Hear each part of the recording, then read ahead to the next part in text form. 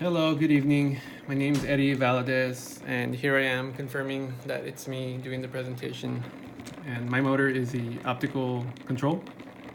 And I've done two different experiments. I've added a potentiometer to be able to stop the motor, and I'll be using a tachometer to measure the RPMs.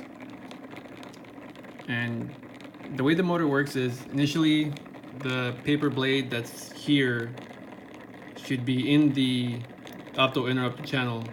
Once that connection is closed, the transistor opens because of the way it's connected. And once that is open, the collector emitter current flows through the electromagnet, pushing away the nearby magnet.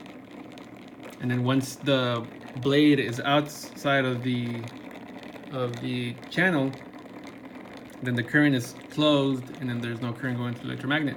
But due to the initial inertia from the first magnet being pushed away, the blade once again will be in the channel, and then once again the electromagnet will push the other magnet away, and then just keep going and going and going, and the motor will keep spinning until I either turn it off, which I'm about to do now, or I cut power. But like I said, the motor should self-start, but this blade is not in the channel as it's supposed to be, so I have to give it an initial push. But once I do that, then the motor keeps spinning. And now I will do the RPMs test.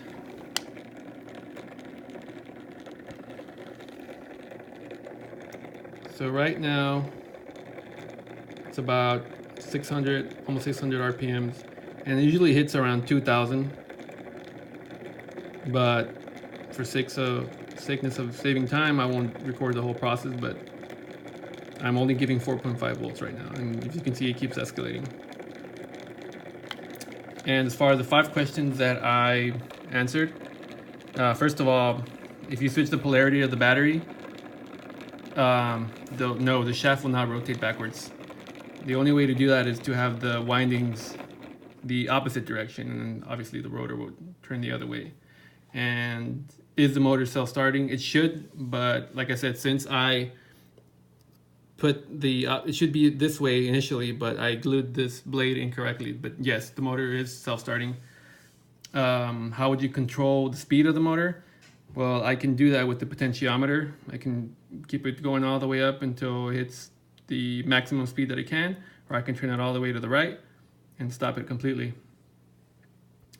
And is the motor self-stopping? It's not, but with this guy that I added, I can just turn it all the way to the right, as I've shown before, and it will self-stop.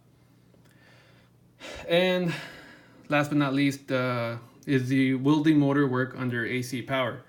Well, it probably would, but it would be less effective because AC does not use magnets to create an electromagnetic field. So for an AC motor, the rotor turns in response to induction, quote unquote, of a rotating field within the stator as the current goes through. And that's it for my individual presentation. Thank you.